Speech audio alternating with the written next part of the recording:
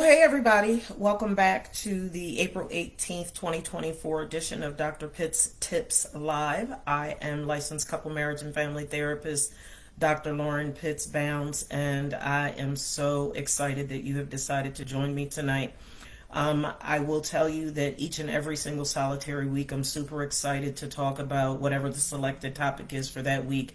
But tonight's topic is one that I am just like so passionate about because I think that it lies at the root of a lot of the problems that people have in their relationship with themselves and their relationship with other people, and just really informs how they think, feel, function, and navigate life. But before I do all that, let me first say that the reason why I do this in each and every single week is because there is such a stigma that is associated with mental health. And my social media manager suggested that, you know what, Dr. Pitts, people won't come to therapy, so let's take therapy to them. And I thought it was a great idea. So each and every Thursday from 7 to 7:30-ish, usually 7:45, 7:50, maybe a little bit longer, every Thursday you get a free therapy session with me. But let me say this about this therapy session, because I don't need any issues or ramifications. Our mental health web pages, podcasts, reels, recordings, and these Facebook and Instagram lives provide information, not advice. I cannot do that if I am not legally bound by a treatment agreement that I am actually your therapist. So this is for information purposes, and not advice. The mental health, behavioral, and relationship content is provided for general information only. It's not intended to and does not amount to advice which you should rely on without having a therapist or therapy sessions of your own, because I don't know what your individual situation is. So I'm providing you this information. Some of it may be applicable to you, some of it may not be applicable to you.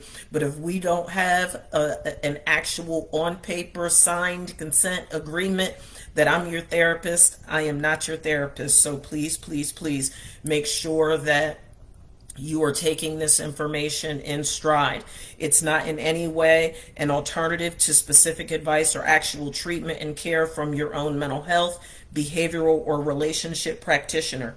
You must therefore obtain the relevant professional or specialist advice before taking or refraining from any action based on the information that is provided to you on any of the platforms that you glean this information. If you have questions about any medical matter, you should consult your doctor or other professional healthcare provider without delay. If you think you're experiencing any medical or mental health condition, you should seek immediate medical or mental health attention from a doctor or other professional healthcare provider. For a medical emergency, you can call 911. For a mental health emergency, you can dial 988. There is no representation, warranties, or guarantees. Although we make reasonable efforts to compile accurate information in our mental health, behavioral, and relationship information, web pages, podcasts, reels, recordings, and lives, and update our information on a regular basis, we make no representations, warranties, or guarantees, whether expressed or implied, that the content is accurate, complete, or up to date. Note that I don't do anything half-tail, but I do have to also protect myself and my private practice and my team legally. So the bottom line is, this is to sort of provoke your thoughts, give you things to think about, help you to do some self-evaluations, and hopefully when it's all said and done, when you listen to me week in and week out, you will make it a priority to seek additional help and support to help you to get from where you are to ideally where you would like to be. Now, I'm super excited about tonight's topic because tonight we are talking about low self-esteem. And if you have never suffered from low self-esteem, I guarantee you more than likely there's at least one, probably way more people than that you know of in your life that have suffered from self-esteem. So, Captain Obvious statement. What is self-esteem? Short, sweet, and to the point. It's your opinion about yourself, right? And the reality of it is there are different things that can happen in our lives at any given time that can adversely impact the level of confidence that we have in ourselves. It's okay. Here's the difference though. Somebody who has high self-esteem can take a blow that can make them feel sort of bad about themselves or make them question why they made the particular decision that they did or whatever the case may be.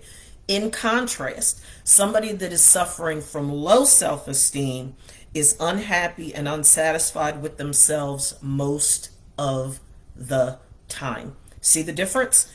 High self-esteem might have some situational experiences that they feel sort of bad about themselves, or what we call having a low sense of self. In contrast, someone that is suffering from low self-esteem is unhappy and dissatisfied with themselves pretty much on a regular basis. So if that's you, you absolutely positively want to take a listen to some of the information, if not all of the information that I'm going to share tonight. If it's somebody that you know, then you know what? Shoot them a text real quick. Give them a call. Be like, hey, Dr. Pitts is on. She's chopping it up. She's talking about low self-esteem. You might want to check out what she has to say because it could possibly be instrumental in transforming your life. So when we talk about self-esteem and this opinion that you have of yourself, people who have high self-esteem have the ability to value their achievements. Everybody may lack confidence, like I said, at one point in time or another, but most of the time, somebody that has high self-esteem is going to take it on the chin, count it as a learning lesson, and they're going to keep it moving. Somebody that has low self-esteem is feeling defeated. I knew I couldn't do it. I'm so stupid. What was I thinking? What made me ever think I was going to get the promotion? What made me ever think I was going to get the girl or get the guy or have the kid? All of this self-disparaging conversation that goes on and on and on and on and on. So when we think about whether or not you or someone that you know has low self-esteem, I want to share with you some specific characteristics. And when I tell you that I really encourage you to shoot some people a text, like this information is crucial, and it is going to be life transforming. So how do you know if you, because let me sidebar. Some people have low self-esteem and don't know it. I have people who tell me all the time, you know, Dr. Pitts, I'm confident and I'm this and I'm that and I'm the third and the whole 9 yards. And then I start processing life's experience with them and I start sort of challenging them on their ideologies about certain things. And before it's all said and done, what ends up happening is they've realized that, oh darn, I guess I have some self-esteem issues. And that's not a conclusion that I came to for them. That's a conclusion that they came to for themselves because the information was provided for them to make a well-informed decision regarding their opinion of themselves. So when you're evaluating to determine if you're someone or if you are someone or someone you know is suffering from low self-esteem, show of hands, I'm joking. How many of you are extremely critical of yourself? You don't like the way your hair looks. You don't like the way your teeth are. You don't like the size of your butt. You don't like the size of your breasts. You got a beer gut as a guy. You may be displeased with other parts of your anatomy. You don't like the size of your lips. You don't like the way your eyes are shaped. You don't like the way your head is shaped. You don't like the way you sound, talking on a microphone. The list goes on and on and on. And you are so incredibly critical of yourself that in essence, you're defeating yourself because you're convincing yourself that you're nothing. You're convincing yourself that you're not valuable and you're not worthy. What about those of you who downplay or ignore the positive qualities that you do have? One of the things that happens when you come into therapy, for example, is I always ask my clients during the intake session, tell me your top 3 strengths. And I kid you not, 99.9% of the time, individuals struggle to tell me what their top three strengths are. But trust and believe, the moment I say, tell me two areas of opportunity that you have for growth. Now, mind you, deliberately, I chose my words very carefully. I didn't say anything about weaknesses. I said two areas that you have that are opportunities for growth. And you know what people say? Well, my weaknesses, and they rattle them off just like they say in their kids' names and birthdays. And I just asked for two, and they done gave me 5, 6, 7, 8, 9, 10. Why? Because they've become conditioned to beat themselves up. They've become conditioned to be judgmental and overly critical of themselves, so much so they don't even take time to acknowledge and recognize the good that they are bringing to the table. Do you have an inferiority complex? Are you someone that's constantly judging yourself in an inferior way compared to your family members, your friends, or your peers? And can I just tell you, oftentimes that disguises itself. It disguises itself as hate, and I'm total transparency, total transparency. When I was growing up, believe it or not, there was a point in time where I did not think that I was the finest thing walking. I didn't.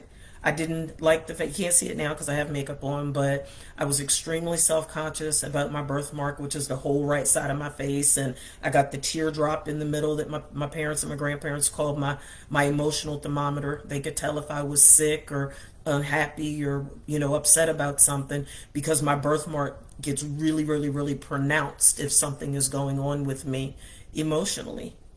And because of that, I didn't feel real good about my appearance. And people teased me often. And I felt inferior a lot of the times. But you know what people did? People said that I thought I was cute. She thinks she's so smart. She thinks she's so cute. And it wasn't until I got older and realized, first and foremost, people didn't even realize that I had self-esteem issues myself. They were projecting their insecurities and their self-esteem issues on me because they saw me as physically more attractive than they saw themselves. There are people who judged me and criticized me falsely and projected all of their baggage onto me without even realizing that I had self-esteem issues too. I just did a really good job of hiding behind the fact that I was really book smart. But I don't recall ever talking down to people or trying to make people feel less than because we were at a different level of intelligence. But because of their own inferiority complex, they projected all of that onto me. And I know that's the case with some of you too. You ain't bothering nobody. You're not walking around making a public service announcement about how fly you are and you this, you that, and you the other. And folk don't even know you, but they can't stand you. Folk don't even know you, but they're judging you falsely because of their own insecurities, because of their own low self-esteem. Do you use negative words to describe yourself, such as stupid, fat, ugly, or unlovable? That's the thing. Folks, you need to understand that your words have power. And what you feed grows. So if you keep saying all of these self-disparaging things about yourself, it's going to take root. And guess what? You're going to end up attracting that to yourself. So you're going to end up attracting people personally and professionally that validate the low opinion that you have of yourself. Be careful about what you're saying out your mouth. I heard Tyler Perry say in a movie one time, it's not what people say to you or about you, it's what you say to yourself. And that's what I'm asking you tonight. What are you saying to yourself? Are you putting yourself down? Are you making yourself the bullseye of the practical joke? One of the things that me and my husband had a lengthy conversation about one time is that my husband is dark complected. I think his chocolateness is absolutely wonderful. Beautiful. He's my chocolate kiss. But growing up, because he was so dark, he was teased constantly about his complexion. And he started clowning about it himself. And I was like, don't do that. Don't do that. There is nothing wrong with your complexion. You have beautiful skin. You have a beautiful soul. You have a beautiful heart. Like, don't do that. Don't do that. And don't let other people do that. It's not okay. Don't project your crap onto other people. Hurting people hurt people. Are you someone that's inflicting emotional pain upon other people because you have such a low opinion of yourself? In other words, you have low self-esteem. Do you have negative self-talk? Are you constantly in your own head telling yourself how dumb you are, how bad you are, how stupid you are, how you can't get nothing right? I don't know what made me think I was going to get that job in the first place. You know what? It ain't about nothing. It wasn't that serious. I didn't want that job no way. That's the type of foolishness that we say to ourselves when our self-esteem is not where it needs to be. Are you someone that believes or assumes that luck plays a large role in all of your achievements, and you don't take the credit for the fact that you worked hard to get that promotion? You worked hard to make this relationship work. You worked hard to buy that house. You worked hard to buy that car. You worked hard to get your credit repaired. Oh, it's just good luck. No. You have to be willing, and I'm not talking about in a grandiose or narcissistic way, but celebrate your successes, even if you're just celebrating them by journaling in a success journal. Celebrate your successes, because on those days when you're experiencing a low sense of self, like I did yesterday. Yesterday was a low self day for me. I just wasn't feeling good. When you have those moments, because they all come, we all go through those things, you can look back in your success journal and remind yourself, you know what? I was able to accomplish that. And I'm not saying for folk that are super Christians with your super Christian cape on your back, I am in no way, shape, form, or fashion dismissing God's grace and mercy and his hand of blessing, favor, provision, and his fresh anointing upon our lives. I'm not suggesting that at all. I'm saying even in that, you can be anointed, but you still have to open your mouth and speak. You can be blessed and highly favored, but you still have to walk this thing called life through and out and do your part. When was the last time somebody never showed up to work on time, didn't do nothing that they were supposed to do, didn't handle any job responsibility favorably, and because of God's grace and mercy, the boss came and said, Bob, you're promoted? No. The favor and blessings of God, the anointing, goes along with you doing your part. Do you blame yourself when things go wrong instead of taking into account other things that you don't have control of, such as other people and economic situations and the whole 9 yards? One of the things that I stay on my clients about is stop apologizing to me for stuff that you had no control of. You don't, Dr. Pitts, I'm sorry. I'm a therapist. I listen to other people's problems all day, every day, 5 days a week, and sometimes on the weekends indirectly. Why would you apologize to me for expressing your feelings to me and telling me that you're having a bad day or a hard time with something? Low self-esteem. That you feel like you have to be on your A game every minute of every day. And if you don't, people are going to judge you and criticize you and talk about you. You're human. You're flawed. You're allowed to be imperfect. We all are. Face the facts about that. Are you someone that when somebody pays you a compliment, in your heart of hearts, you disregard it? Because you don't believe that you're beautiful. You don't believe that you're handsome. You don't believe that you're smart. You don't believe that you're funny. You don't believe that you have a heart of gold. You don't believe that you're fill in the blank. So when somebody pays you a compliment, you can't even hardly look them in the eye and handle receiving the compliment, because you have such a low opinion of yourself, you can't even begin to fathom why somebody would pay you a compliment. One of the running jokes that my husband and I have all the time, and I don't do it all the time, I just do it when I'm clowning, which he would say is most of the time. But he'll pay me a compliment. I'll be like, I know, thank you. But I do say thank you. But it's not in an arrogant or conceited way. It really is joking and playing. But the reality of it is that somebody that has low self-esteem, that, you know what, they would rather be set on fire than have you pay them a compliment, because it's like nails on a chalkboard or broken glass scraping across their skin. The mere thought of somebody seeing something good or positive in them is unnerving to them. So if that's you, if any of those characteristics match you, let's talk about how low self-esteem impacts the quality of your life. I bet you hadn't even thought about it, because you're just walking around sort of slopping. You Mr. and Mrs. Schloppner. That's an inside joke between me and my husband.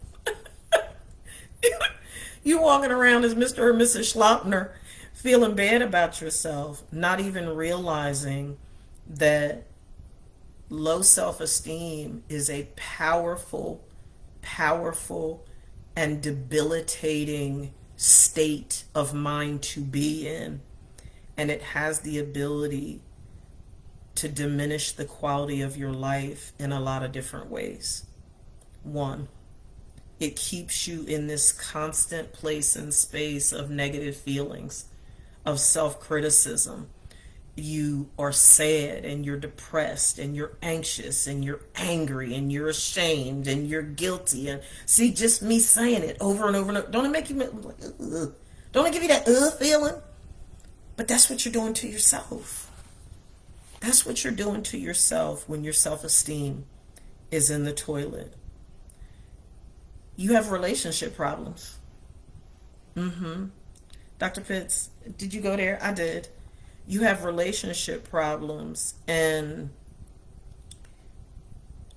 because you have such a low opinion of yourself, because you have a fear of abandonment and a fear of rejection, you tolerate a piece of a man or a piece of a woman rather than no person at all, because you're so desperate for love and acceptance that you settle. And I've been there. I've been there. Thought that I deserved to be mistreated because I had such a low opinion of myself because of the mistakes of my past. And I tolerated abuse and neglect and maltreatment that I never, ever should have tolerated. Is that you? Are you the person that has toxic friends and toxic partners and toxic kids and toxic co-workers and toxic bosses, and you just let folk handle you any old type of way and treat you any old kind of way because you don't have the ability to appropriately assert yourself and set a better standard for how people treat you? Don't you know each of us sets the standard for how people treat you? If I allow you to talk to me any old type of way, in essence, I'm saying that it's okay for you to abuse, neglect, or mistreat me. Well, guess what? That is not how Lauren gets down in this point in time in her life. You can't talk to me any old type of way. You can't handle me any old type of way, because at this place in space, I see greater value in myself, humbly and graciously, but I see greater value in myself today than I ever have in my entire life. So there's a standard of behavior that is acceptable to me, and there's a standard of behavior that's unacceptable to me. And that's what I challenge you with. I challenge you to be intentional about working on increasing your self-esteem so that you're not settling for these toxic relationships that validate the low opinion that you have of yourself. Another way that it impacts your quality of life is you're afraid to try. You are so afraid and you doubt your abilities and your worth that you won't even attempt to do something beyond your normal. You will run from a challenge in a New York minute. I remember many years ago when my job was transferring me to Florida. And I remember someone said to me, "Aren't you afraid to move all the way down there, and it's just, you and your son at the time. My husband was in my first husband, not my current husband. My first husband was getting some rehabilitation for some challenges he was having. And so initially it was just me and my son moving to Florida. And folk could not believe that I was moving 1,500 miles away from everything and everybody that I know. And, what are you going to do if something happens? And what if, what if there's an emergency? That's what planes and trains and automobiles, and back then, Western Union, and that was before Cash App and Venmo and Zelle and all this other stuff. You think I'm going to stay in Salem, New Jersey, because it's going to be challenging to move 1,500 miles away from everything and everybody that I know? That is so contrary to my personality. And that's my challenge to you. Are you sitting like a frog in lukewarm water about to boil to death because you're so afraid to try something new? Or, here's the flip side. Are you a perfectionist? You push yourself and you're an overachiever, and you're constantly trying to show the world that you're not inferior. Is that you? You're not really driven by the fact that you want, good look, people like, I got 100 degrees. You're not driven and a nerd where you just want all this education because you just love education. You're trying to prove to yourself that you're not less than. Do you have a fear of judgment? Do you avoid activities? Do you avoid certain people and certain environments, and you don't go around certain settings because you're afraid that people are going to judge you? I had somebody tell me the other day that they were at an event and they felt really uncomfortable. And when they got honest with themselves, they realized that the reason why they were feeling so uncomfortable was because they felt like everybody else in the room was smarter than them. They felt like everybody else in the room had it going on in ways that they didn't. And I said, that's exactly the type of room you want to be in. I love being in rooms where I'm not the smartest person, because that means there's opportunity for growth. There's opportunity for me to learn. There's opportunity for me to glean from others that are doing it different and better and have different levels of accomplishment than I have. How can I learn if I'm always the smartest person in the room? You want to subject yourself to newness. You want to subject yourself to different levels so that you can grow. Because if you don't, you stay stuck in the same old rut. Do you have low resilience? In other words, are you that person that comes unglued with every curveball that life throws you? Are you just falling apart and it's just hopeless and it's helpless and, oh my goodness, it's always something. It's always something, Dr. Pitts. It's always something. You're right. It is. It is always something. You are either going to be getting ready to go through something, going through something, or coming out of something. We call that life. It's life. So why are you allowing every curveball of life to cause you to shrivel up in a ball and feel all hopeless and helpless, and I can't do this and I can't do that, and oh my God, what am I going to do, and what if, like you're a catastrophizer. You're the person that you are convinced beyond the shadow of a doubt that everything that can go wrong will go wrong. It's going to happen to you. And what if? What if something happens, Lauren? You're moving 1,500 miles away. And I said, well, last time I checked, they got AAA in Florida and Texas and every other state in the country. Last time I checked, they have banks and domestic wire transfers. And I mean, I used to tell folks, if I could be broke in Salem or I could be broke in Florida. I could be broke in Texas. I can be broke in if it's coming down to, oh, what if something happens and it's a money issue, I would rather be someplace warm and broke than someplace cold and toxic and broke. I'm just saying that. I mean, that's me. That's just how I navigate life. But you do what you want. Do you have a lack of self-care? In other words, is everything and everybody else more important to you than you? Are you the last person on the list? Do you neglect or abuse yourself? You drink too much? You smoking too much weed? You having too much sex? You doing everything that you big and bad enough to do, but take proper care of yourself emotionally, physically, financially, and spiritually? Are you engaging in self-harming behaviors? Do you have an unhealthy relationship with food? Are you abusing drugs or alcohol? Or are you abusing intimate partners? Are you driving fast? Or you have a gambling addiction? Like, what are you doing? And is the behavior that you're engaging in proving to be a detriment to your overall well-being? And is it validating the low opinion that you have of yourself? So I know that I've said a lot so far. And I want to pause for a moment and say this. If at any time you are worried about your own mental health or the mental health of a loved one, please, please, please do not hesitate to reach out for help. You can call the crisis hotline for mental health at 988. They are available 24/7 for free confidential support.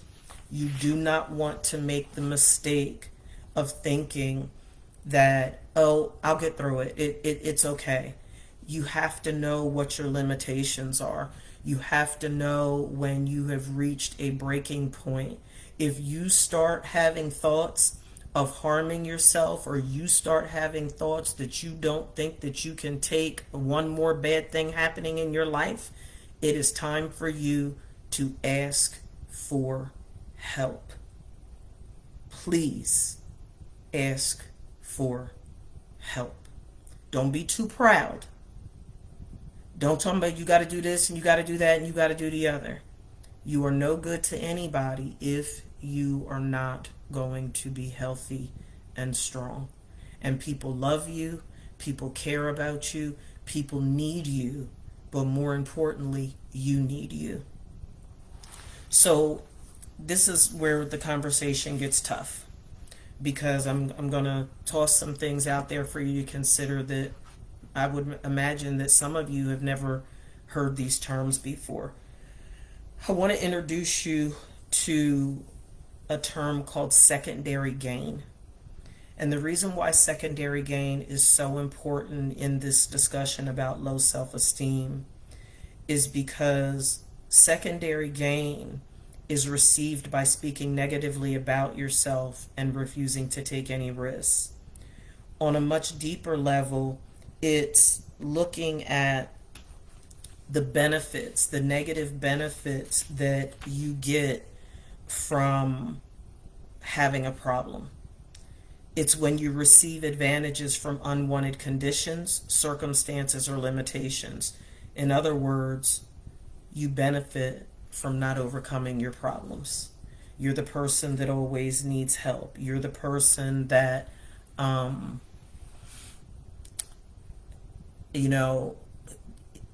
Murphy's Law is in effect in your life, and you've become so comfortable being needy that the thought of standing on your own 2 feet and really rising to the occasion of being a stronger, healthier, better version of yourself is actually unappealing to you, because you get so much attention, you get so much support from other people, from being pitiful, from being wounded, from being, the broken person in the room, that you start to feast off of all of that attention and support and help and all of those things. So my question to you is secondary gain present in your life? On that note, Are you someone who's living life with an attitude of destructive entitlement? In other words, it reminds me, and I say this respectfully, I won't disclose any names or anything, but it reminds me of a conversation that somebody was telling me about they had had with one of their family members a couple of years ago. And the family member said to them, I've been taking care of everybody else hey Simi, I've been taking care of everybody else my whole life. It's about time somebody starts taking care of me. And that person made that statement and proceeded to shrivel up in a ball in life. They stopped doing for themselves. They stopped functioning the way that they were completely capable and able to function. But because they had taken on a destructive entitlement mentality, they were navigating life as if everybody owed them something, as if to suggest that someone held a gun to their head and made them do all of the things that they had done for other people in previous situations. Is that you? Are you trying to get love and respect and value and acceptance by doing for people, which suggests that your motives aren't pure? And then when it's not reciprocated, you give everybody your butt to kiss and act like everybody owes you something. So you just sort of plop down in life, or you allow yourself to become dependent on people because you feel like they owe you something, because maybe perhaps at some point in time in life they mistreated you, or they said or did something to you that hurt you, and now the way that you're paying them back, because without even realizing it you're in vindictive mode. Is that you? You got to check that, because believe it or not, what that does, that secondary gain vicious cycle, keeps you stuck. It keeps you stuck in mediocrity. It keeps you stuck living a life, in essence, beneath your privilege. It keeps you stuck in that place and space that says that you don't have value, that you don't have worth, that you don't have significance. And you do. But it's not enough for me to realize it. It's not enough for other people in your life to realize it and tell you. You have to realize it for yourself. You have to make it up in your mind if you're going to allow those things that caused you to have low self-esteem in the first place to keep you there. Your low self-esteem may have been caused by painful experiences in your childhood, or your low self-esteem may have been caused by the fact that maybe you weren't as smart as some of the other people in your family or in your classroom, so you had poor academic performance in school, and that impacted adversely your confidence. You may have had low self-esteem because you have ongoing stressful events that are sort of adversely impacting your finances and adversely impacting your quality of life. And you feel like if it wasn't for bad luck, you wouldn't have none. And no matter what you do, you can't seem to get out of this rut. You might have low self-esteem because you've been abused, neglected, and mistreated by your intimate partner. You may have low self-esteem because you have a medical condition, you have a physical handicap, or a serious illness that is leaving you feeling inadequate or insignificant or less than other people in your life. In other words, you're feeling sorry for yourself. You may have low self-esteem because you've been battling with mental illness for a really long time, and you think that people are judging you and criticizing you because you're struggling with a mental health condition. At the end of the day, all of those things are parts of your life, but they don't have to define you unless you decide that they should. They don't. Have you decided? Have you decided to slow dance with secondary gain and to settle for negative attention being better than no attention at all, so you continue to be the pitiful one, you can continue to be the lame duck, you continue to be, hey baby, you continue to be the wounded bird in the forest. You continue to be the crippled person in the family that everybody looks at and so sad, and they see you at the family reunion and, hey girl, let me give you this piece of change. I know you've been having a hard time. And is that you? You won't stand on your own 2 feet because you're okay being the charity case. Because after all, with everything that you've been through, with everything that's happened to you, why shouldn't they help you? That, they did what they did 25, 30 years ago. They owe you. No. No, they don't. They don't. That's right. Some folk walking around feeling like the black sheep. But you don't have to be. So let me give you some examples of what secondary gain is, because I want to make sure that you're really, really, really, really clear on how this is showing up in your life. You accidentally injure yourself. So you get to take time off of work, your family takes care of you, and everybody gives you attention. Yes! You're hurting, but yes! You get to prop your feet up, they're bringing you some good grub, they're giving you a piece of change because they think, well, she been off work and her disability hasn't kicked in yet, and we're gonna give her these coins to help her pay these bills. You break up with every person you date for no good reason. In other words, you don't let people get close to you, and therefore nobody knows the real you. So your flaws and weaknesses are kept safe. You have imposter syndrome. Or you suffer from anxiety, depression, and suicidal thoughts. People are friendlier and more caring. She's fragile. She's had a really hard time, and she's had, all of these things have happened, and you know what? Don't give that assignment to Sarah. Give it to Juanita. You're okay with nobody expecting anything of you, and people are going to make more effort to spend time with you. Your partner's going to stay with you because you need them. They must coddle you. They must coddle you because you're just so fragile. Oh dear, what will happen if I go to work? She's having such a bad day. Now we're all over into codependence too. That's another session. You're addicted to drugs or alcohol or nicotine. Codependency again. Your addiction helps you relax and fit in socially. And there's a bunch of hidden gains, but they're negative. And they're coming at a cost. Secondary health gains. You put on weight and you can't lose it no matter what you do. You have health issues, chronic fatigue and pain. I would go, girl, but I just, this bum knee I got, and so on and so forth, and I just can't. You want to push me in a wheel? I'd love to go. I'm willing to get in a wheelchair. I ain't too proud to get in a wheelchair. You willing to push me? But is it more like your fear of failure provokes anxiety and stress, and you're really, really, really concerned about failure, and now everybody's coddling you because, oh my God, you're not a failure. Girl, look at everything you've done.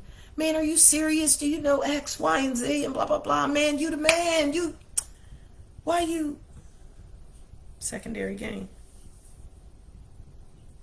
You get diagnosed with a chronic illness. So you quit a job you hate, and now you can do things you enjoy, like reading, yoga, and cooking healthy meals, and your family loves you and helps you more.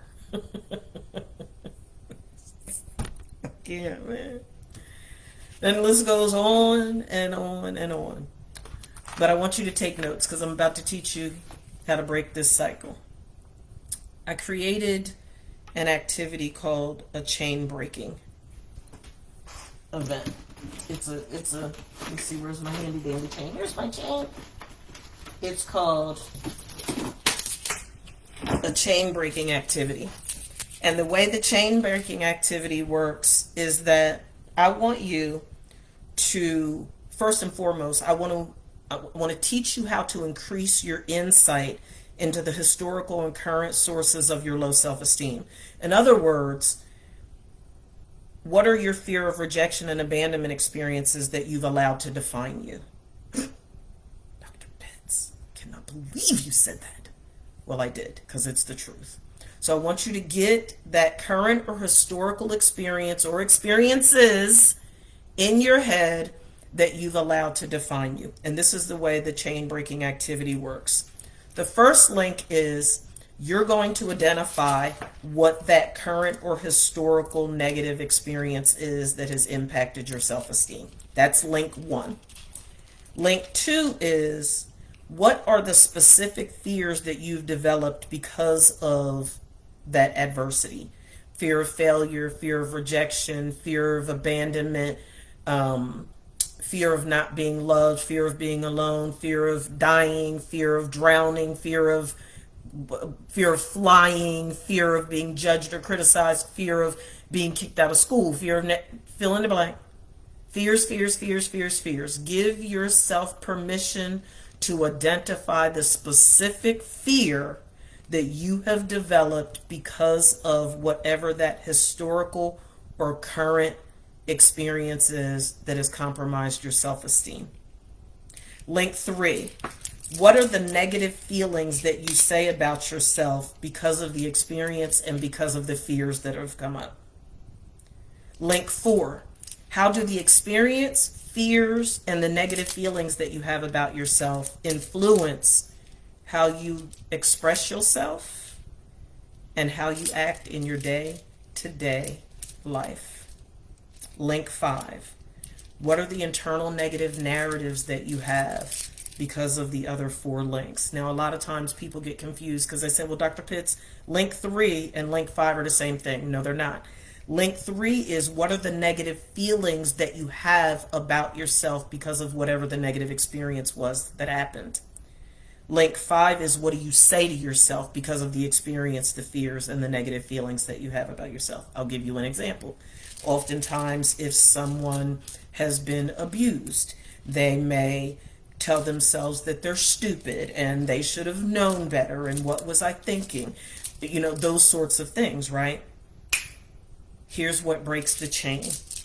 Oftentimes, people navigate life. Y'all have seen me do this before. The trauma choker and the baggage bangle. Oftentimes, people navigate life thinking that whatever that adverse experience was defines them.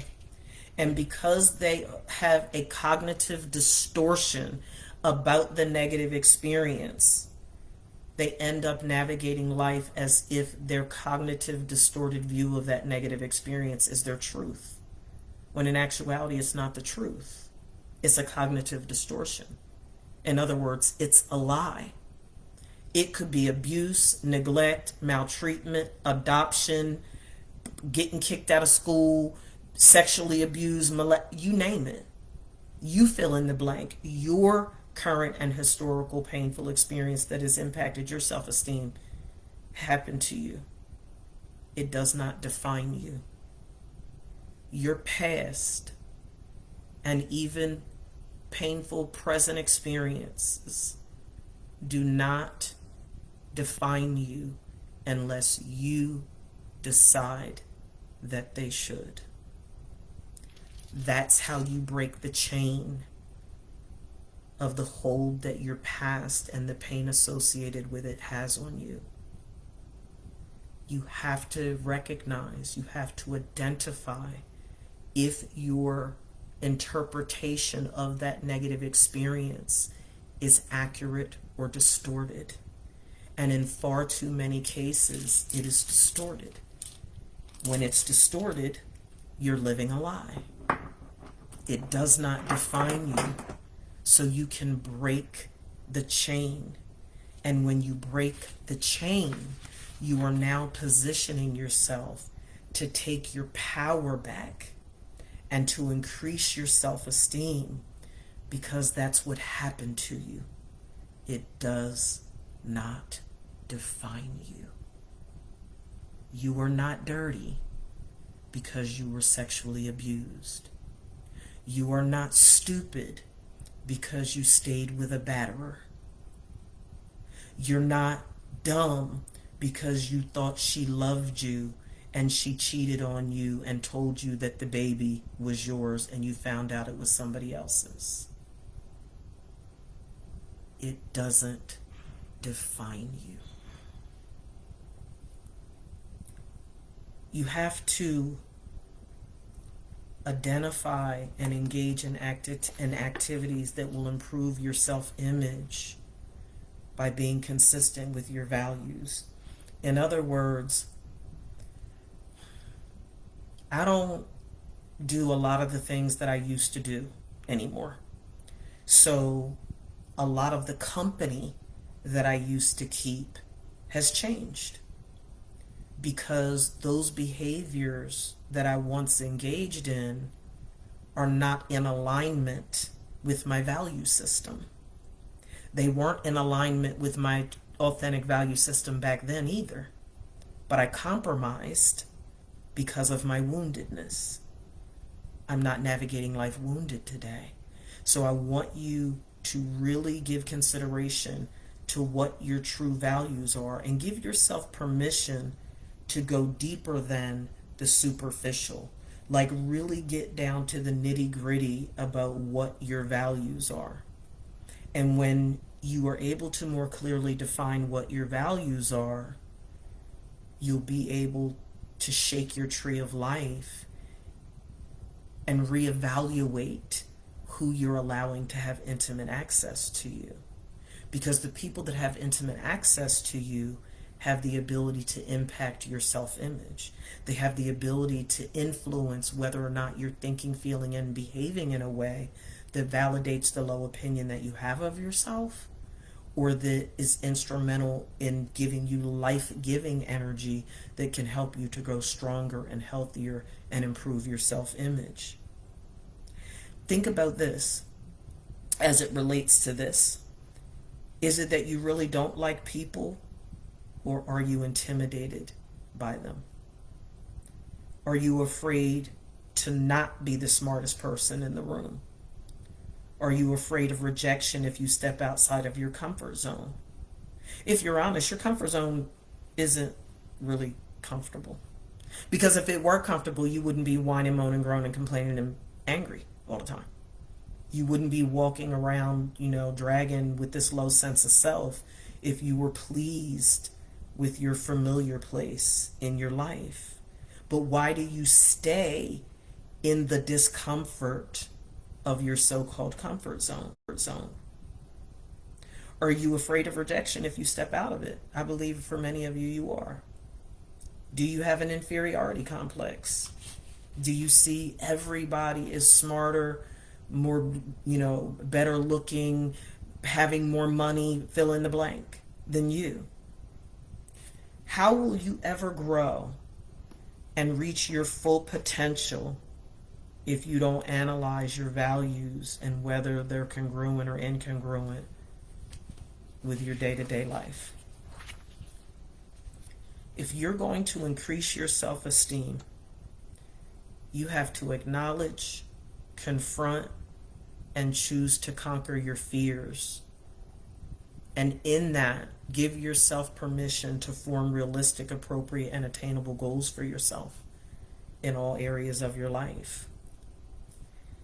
If you're honest, I mean really, really honest,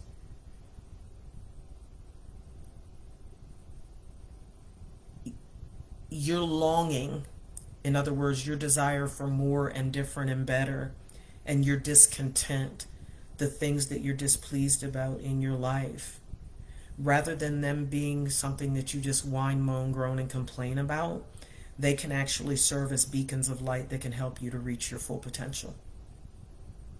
They're motivators. You have to change the way you look at things, and the way things look will change. Stop looking at it as this is what I don't have, and I wish I had this. Use them as motivational forces to help you to elevate. Consider realistic and attainable goals that represent what you want here. I want you to write this down. I want you to think about your goals this way. What do you want to do, be, have, give, create, experience, and express in your life. And because I can hear you, I can hear you in my social media ear. Don't worry about how those things will happen right now. Don't worry about that.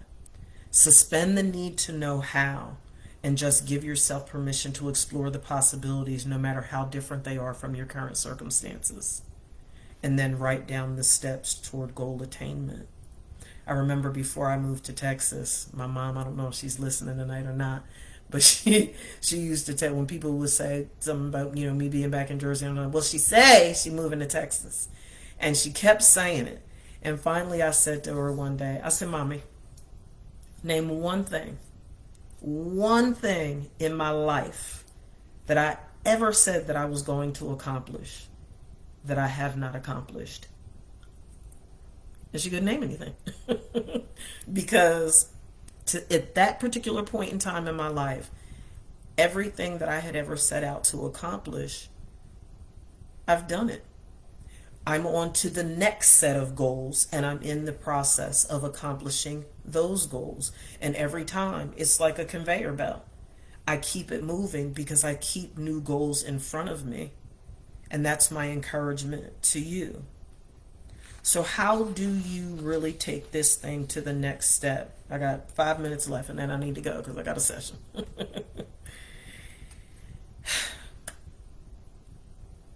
You need help.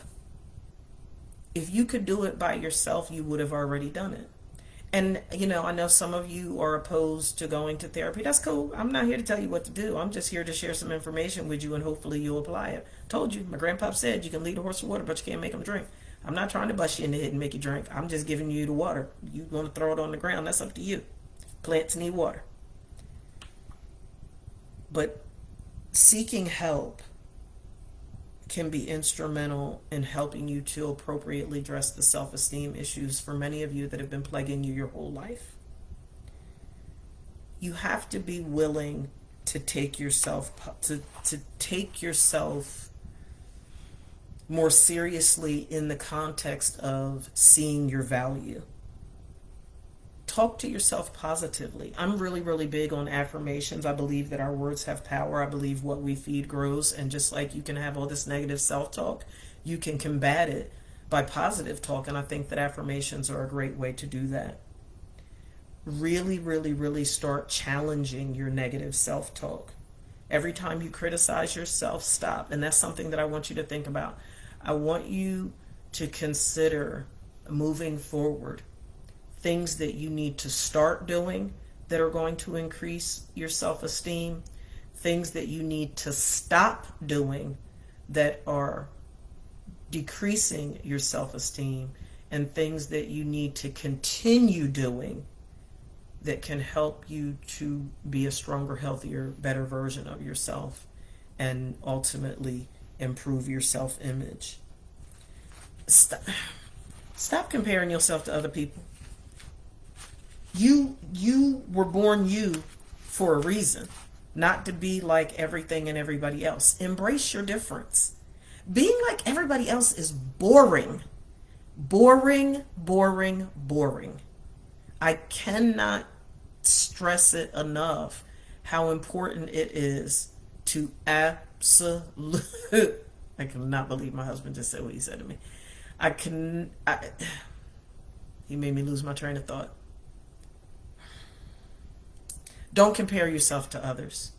Learn how to be comfortable in your difference. You're uniquely you for a reason, and your uniqueness is needed in your life and in the world. Acknowledge the positive parts of yourself, and if you can't think of any positive parts about yourself, ask the people that love and care about you most and let them get on a soapbox and tell you all the things that they like and love about you. Learn how to appreciate your special qualities. And if you think you don't have any special qualities, just ask somebody that has a much more positive view of you than you have of yourself. Can you stop spending life looking in your rearview mirror? Stop driving down I-95, I-10, I-85, or whatever I is near you at 100 miles an hour looking in the rearview mirror of life. The past is the past. It's gone. You can't do anything about it. Heal on purpose, intentionally. and move. Stop navigating life with self-pity and bitterness and hatefulness and resentment and, my Uncle Tony's word, drag nastiness. Mommy's like, that's not a word. Uncle Tony did say drag nastiness, Mommy. He did say it. Stop living in the past. Forget about it. Concentrate on the here and now and where you are going. Tell yourself something positive every day. Stop worrying. False evidence appearing real. That's the acronym for fear. False evidence appearing real. You worrying about what's worrying doing? Making you have an ulcer? Making your hair fall out? Making you miserable? Stop worrying. Stop fretting about the shoulda, coulda, wouldas and the what mights. It's okay to have fun. I tell you all the time, I'm laughing hysterically about something every single solitary day of my life. My family says I don't have no sense. Yesterday, I told them, the day before yesterday, I told them that I love them more than carrot, crabs, and shrimp. My mom said, it's so nice to know you love me more than seafood. She know I love her. I love her. I do love her. Exercise, be assertive, and practice being a stronger, healthier, better version of yourself every day. You are worth it. And I don't have time for questions tonight because I ran up to the very end and I have to go work with some folks that have self-esteem issues. See you next week. Bye. Oh, you are not going to want to miss next week's session. We're going to be talking about sexual abuse. Everybody that you know, they're going to want to tune in. It is going to be a powerful, powerful, life-transforming discussion. You're not going to want to miss it. I'll see you all next week. Bye-bye.